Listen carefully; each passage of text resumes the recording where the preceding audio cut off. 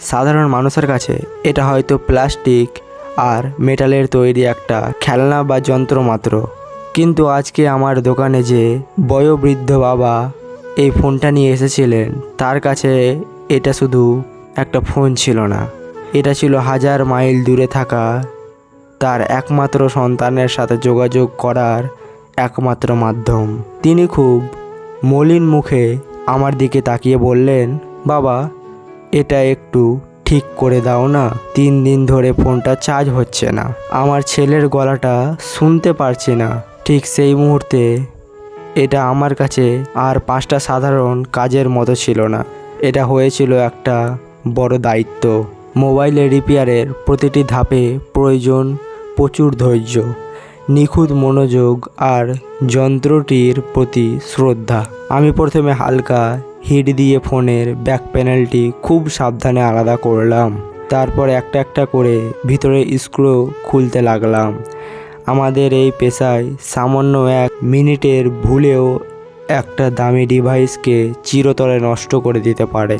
ফোনটা খোলার পর দেখলাম ভিতরে প্রচুর ধুলোবালি জমে আছে, ঠিক যেমনটা বাইরের অপেক্ষাতেই ওই বাবার মনের ভিতর জমে থাকা একরাশ নীরব দুশ্চিন্তা।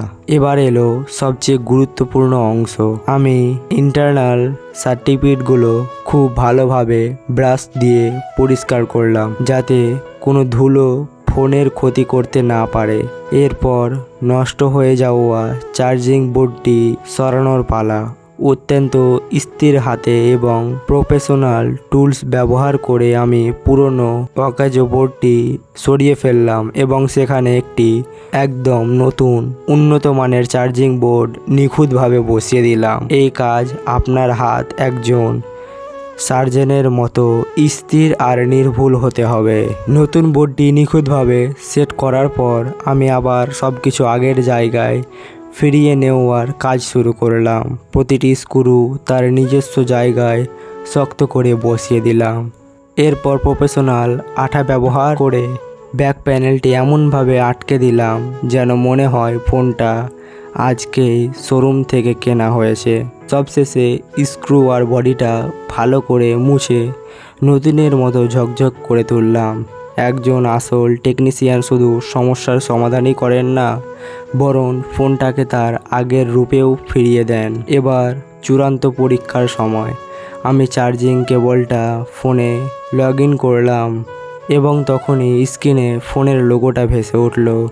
স্ক্রিনে শুধু একটা ব্যাটারির পার্সেন্টেজ দেখা যাচ্ছিল ঠিকই, কিন্তু আমার মনে হচ্ছিল যেন একটা তীব্র হয়ে যাওয়া হৃৎপিণ্ডে আবার প্রাণ ফিরে এলো। যখন ফোনটা আমি ওই বাবার হাতে তুলে দিলাম, তখন ওনার মুখের স্বস্তির সেই চওড়া হাসিটা দেখলাম। তখন আমি একটা জিনিস উপলব্ধি করলাম, আমরা দোকানে শুধু মোবাইল ঠিক করি না, আমরা মানুষের মুখের হাসি আর ভেঙে যাওয়া যোগাযোগগুলোকেও জোড়া লাগাই।